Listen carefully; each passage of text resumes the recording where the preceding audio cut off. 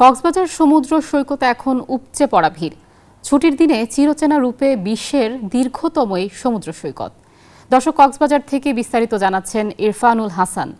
ইরফান, আজকের পর্যটকদের উপস্থিতি কেমন দেখছেন এবং সেখানকার পরিস্থিতি জানাবেন। ধন্যবাদ আপনাকে। আমি এখন আছি কক্সবাজার যে সমুদ্র সৈকত লাবণী পয়েন্টে। এখানে আসলে সকাল থেকে আসলে ভোরের আলো উঁকি দেওয়ার সাথে সাথে আজকে গতকাল সাপ্তাহিক ছুটির দিন ছিল এবং আজকেও সাপ্তাহিক ছুটির দিন হওয়ায় পর্যটকের মোটামুটি বলা যায় এক প্রকার পর্যটন মুখর।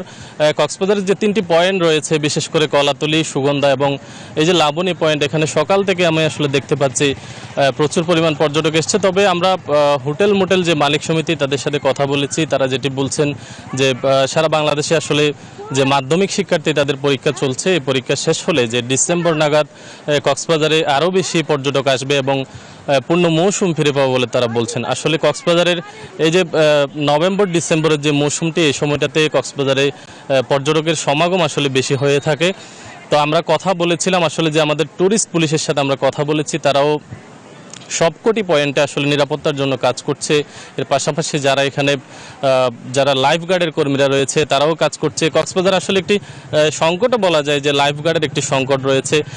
কক্সবাজারের যে সমুদ্র সৈকতের নিরাপত্তায় কক্সবাজারের জেলা প্রশাসনের টিম রয়েছে এবং সার্বক্ষণিক একেবারে কলাতলি পয়েন্ট থেকে শুরু করে সুগন্ধা পয়েন্ট, এরপরে এই যে লাবণী পয়েন্ট পর্যন্ত প্রত্যেকটি পয়েন্টে কিন্তু জেলা প্রশাসনের একটি টিম কাজ করছে।